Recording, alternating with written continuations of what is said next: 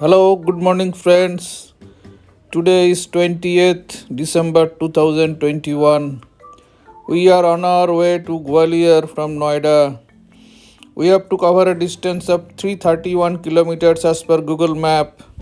We have taken the Taj Expressway.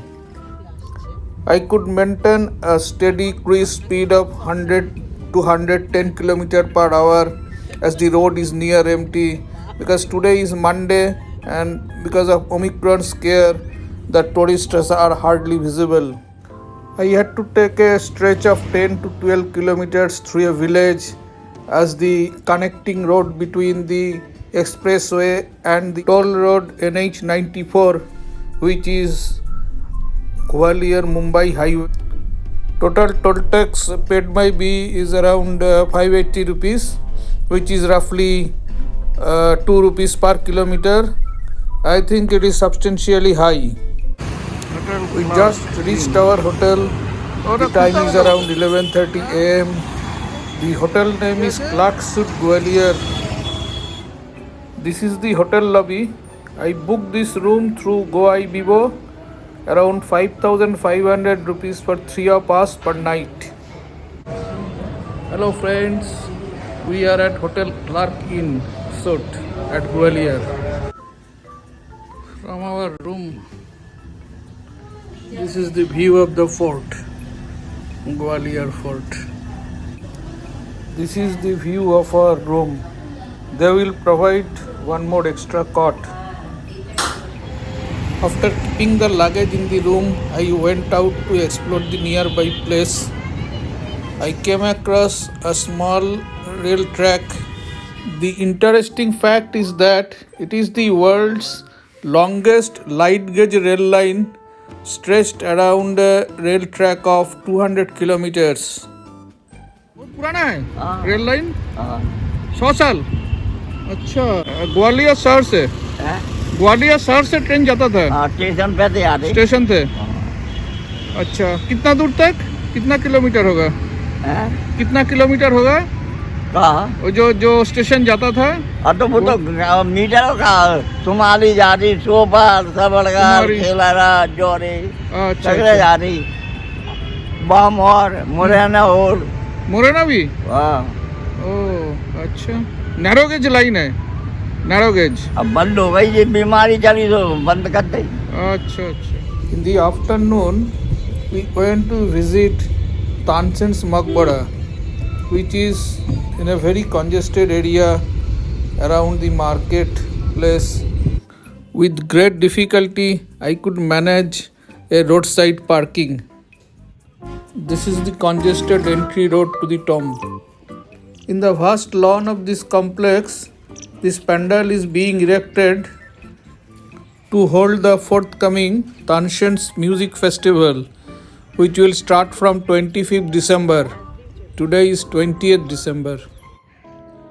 The building behind me is the tomb of Ghaus Muhammad, who was a Sufi saint of 16th century.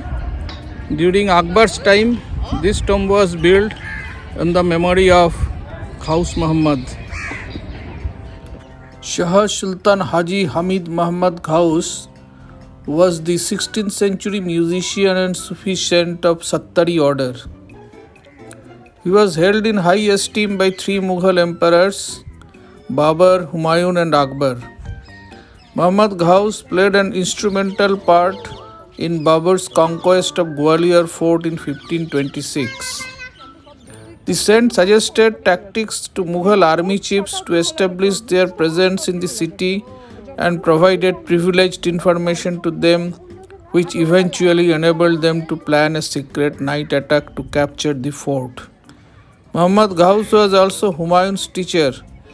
After conquering of the Gwalior fort, Babur granted a big piece of land to Muhammad Ghaus to establish a musical academy. Tansen, in his childhood, was also a disciple of Muhammad Ghaus to learn music.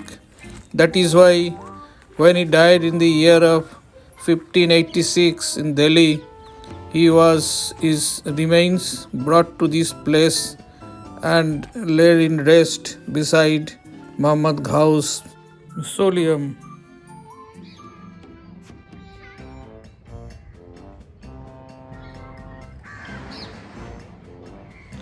This is the tomb of Tansen.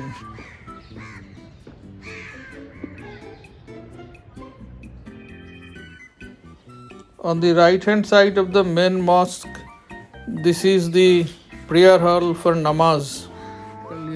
हाँ, किसका है ये? हजरत मोहम्मद गौस गवालियरी। अच्छा, हाँ। कौन थे ये बाहर से आए हुए थे। अच्छा, सूफी थे।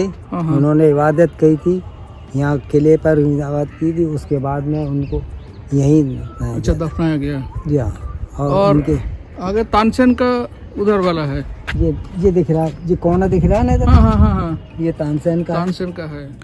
Mia Tansen, born in 1500 AD, was a legendary music composer, vocalist, and instrumentalist. Was originally named Ramtanu Pandey. Till the age of 60, he was the musician in court of Rewa king Raja Ramchandra Singh. His reputation attracted attention of Akbar, who invited him to join his famous Navaratna court. His musical learning started with Swami Haridas, the legendary composer from Vrindavan, who was part of Gwalior court of Raja Man Singh Tomar. Though he was born Hindu, he got converted to Islam as he married one Muslim lady. Good morning. Today is 21st December. We are going to visit the Gwalior fort. There are two entry gates to Gwalior fort. The western side gate is named Uravi Gate, through which car can go to the top of the hillock. The eastern side gate near Guzari Mahal is located at the foothill, and the visitor has to climb at least 100 meters to reach to the fort. Gwalior Fort is one of the most strategically located fort in India. Its importance can be gauged from the fact that for more than 1500 years, almost every power, whoever wanted to rule India, starting from 6th century to British in 18th century, attempted to conquer this fort. The simple reason for its importance is that it is strategically located in midway to the trade route from north to south in medieval period. Practically every invader who invaded India, say from Kushanas in the 4th century CE, then Hunas, subsequently Muhammad of Ghazni, Muhammad Ghori, Mughal Emperor Babur, Sindhias, and lastly the colonial power, all conquered this fort during their reign. The most spectacular structure is the Man Singh Palace, built by Raja Man Singh between the year 1486 to 1517. The 4-story palace has 2 stories, lies at underground level, used to keep prisoners during Mughal period. It is said that Murad was imprisoned and murdered here by Aurangzeb. The upper floors were used as venues for musical concert during Tomar dynasty. The palace also has a Jauhar Kund, where wives of the ruler immolate themselves in fire when king died in 1232. Man Singh Palace is under the supervision of Central Archaeology Department.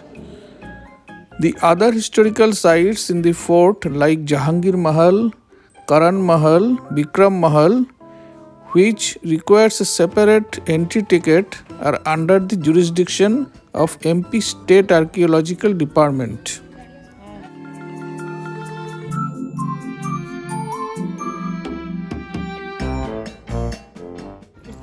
मुगलों मान सिंह ने बनवाया था। मान सिंह तोमर, मान सिंह 2 थे, एक तो जयपुर वाले थे, वो मान सिंह नहीं है, वो सवाई मान सिंह थे।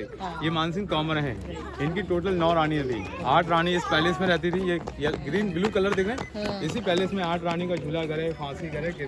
9वीं रानी 9th रानी किसी गुजर की लड़की थी, उसका नाम था मृग नैनी। उसने 3 कंडीशन रखे थे। पहली कंडीशन में घूंघट नहीं करूंगी, नॉट टू फेस।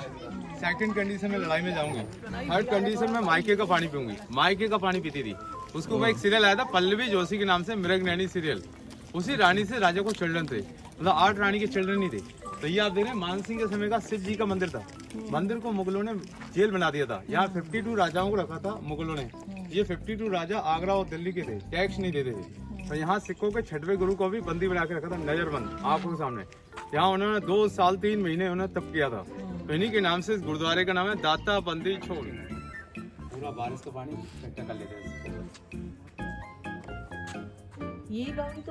ये खम्बा करेंगे ना, 1 2 3 4 5 6 7 8 9 10 ऐसे करेंगे तो टोटल 80 है, फिर एक्स्ट्रा में 2 ज्यादा है तो 82 है। लेकिन यहाँ के लोग 80 खम्बा बोलते हैं। इसको एक तो पता नहीं चलता, भूल जाते हैं एक खम्बा। तो हम करेंगे एलिफेंट गेट, यहाँ से एलिफेंट वगैरह आते थे।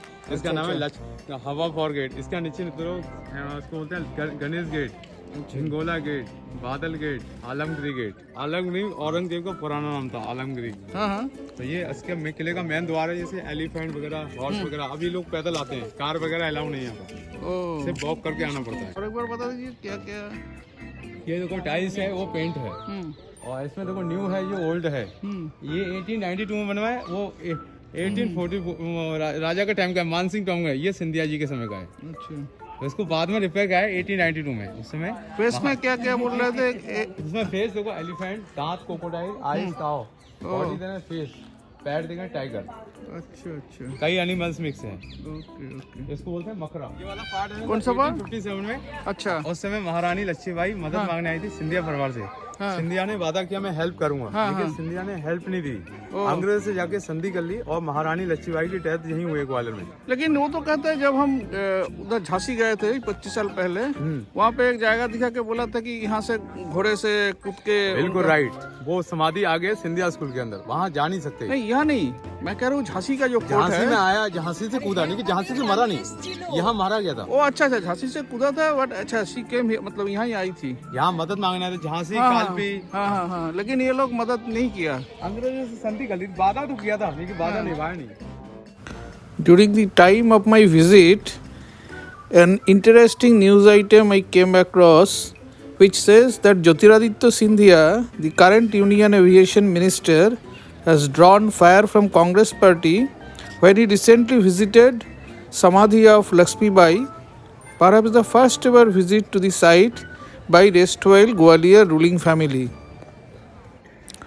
From the opening of the upper floor jharokhas, the queens and other ladies could watch the proceedings in the Devaniyam at the open courtyard in front of the palace.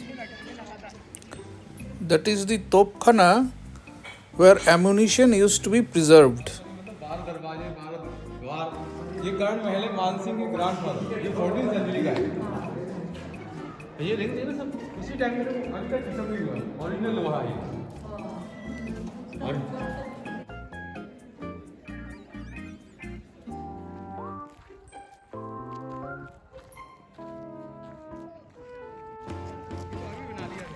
ये बीच में बनाया, अभी बनाया है जी। क्या चीज? अंग्रेजों के समय भट्टी होती थी। ये देखो सर, ये बताइए दीवारें अभी कराई हैं सर। ये पूरा बारिश का पानी इकट्ठा कर लिया अभी सर। अच्छा। हाँ डीप है, सीढ़ियाँ है उतरने जाने के लिए। पहले रानियों को जाने के लिए अनुमति थी उस समय। Here, few dance sequences from the film Luka Chupi has been shot.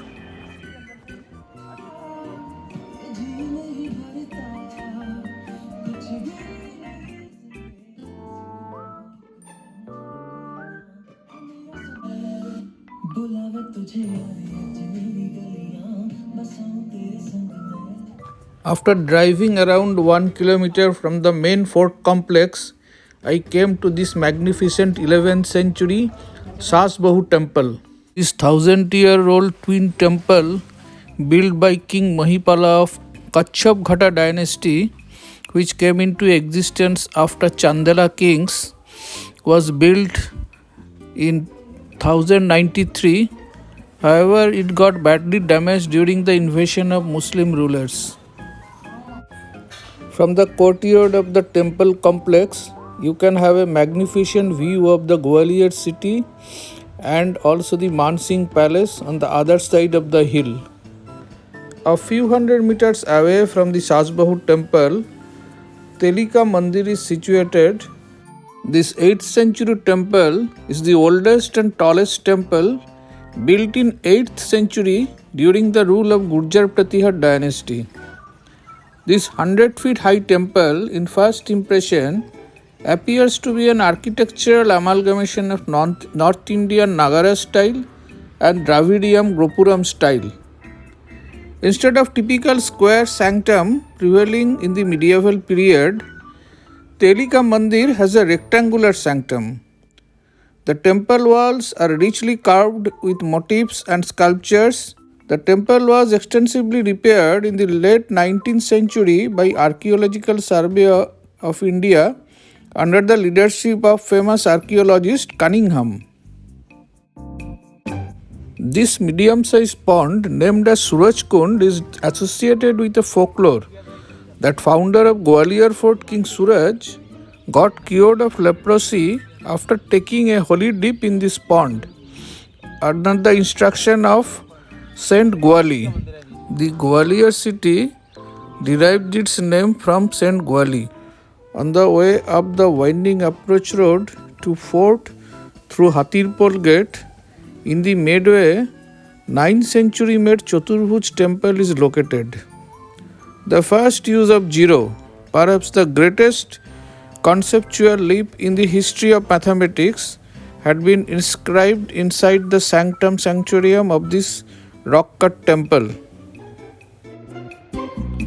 While coming back from Purvi gate side through our car, we could encounter with rock-cut Jain Tirthankars statues.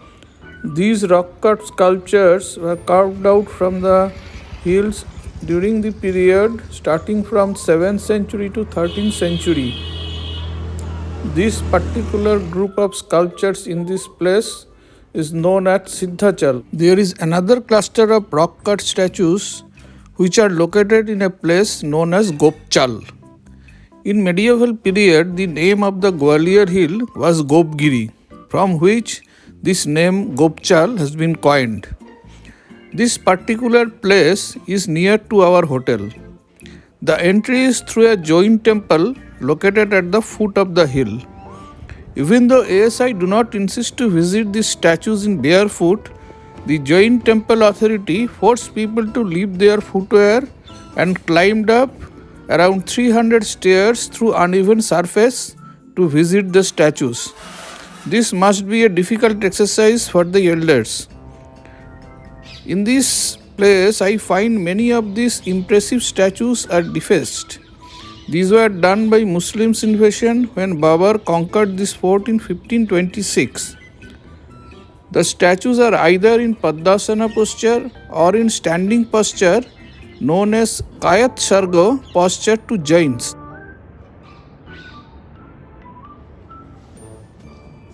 Before visiting Gwalior, I had no idea that this place has so many impressive statues of Jain Tirthankars. According to historian James Burgess, in the 15th century during the reign of Tomar Rajas, the Jains seems to have been seized with an uncontrollable impulse to convert the cliff that sustained Gwalior fort into a great shrine in honor of their religion, and in few years excavated the most expensive series of Jain caves known to exist anywhere. In the next episode, I will show you Sindhia's museum, Jaivilas Palace, Bhatteshwar group of temples, and Chaushatti Yogini temple.